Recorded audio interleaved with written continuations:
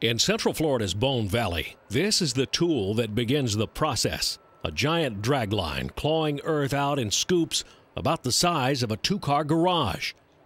This is open-pit phosphate mining, a shrinking but still major industry in Florida. Railroads play the major role in transporting phosphate to market.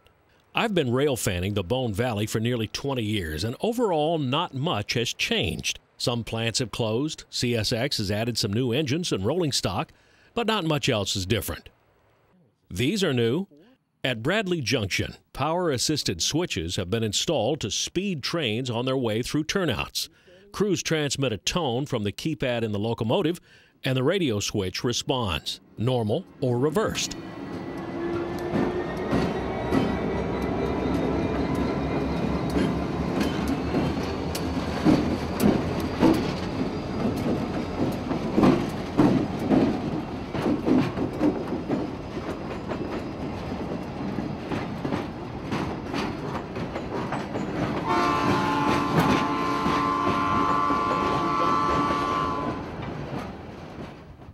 No such switches exist at Agrock on the Brewster sub.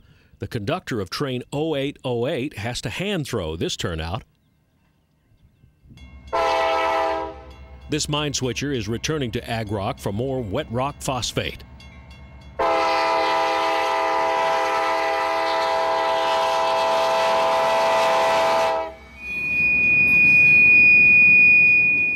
The rotary hoppers screaming as they round the curve.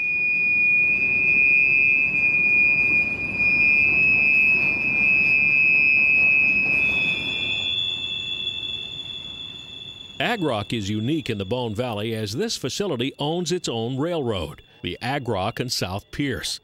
First Agrico, then IMC Agrico, now just the conglomerate Mosaic owns this little railroad. Tracks came out of the mine and crossed the one-time Seaboard main. This smashboard still stands at the now severed on and off crossing.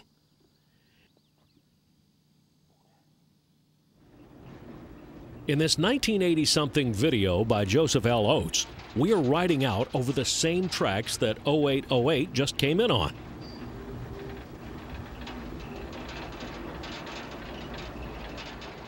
As you can see, the connection track that's now severed joined the Seaboard with the Agrock Railroad.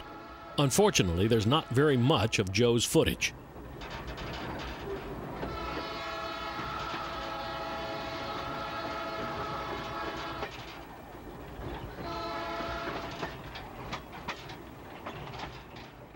That smashboard from earlier is coming up on the right.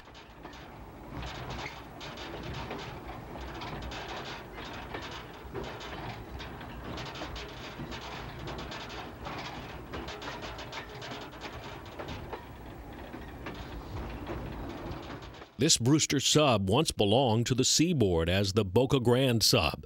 Seaboard got it from the Charlotte Harbor and Northern. The line connected the phosphate beds around Mulberry with the harbor at Port Boca Grande. Moving south on the Brewster sub, I stopped at Fort Greene, 5 miles below Agrock. The old Seaboard system boxcars caught my attention, but the tiny rails were even more interesting. This had to be an 85-pound siding that probably saw regular steam service. In Arcadia, the main line swings east for about half a mile on a connection to the ex-ACL main to Fort Myers.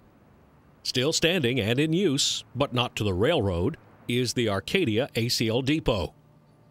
Classic coastline, the building has been modified several times and now houses a lawyer's office and some other businesses. Train order boards still stand guard for trains that will never pass this way again. Northward along the abandoned ACL main, there are several old stations remaining. At Bowling Green, the depot is, you guessed it, a museum, and a nice one. Note the brick partition separating the two entrances.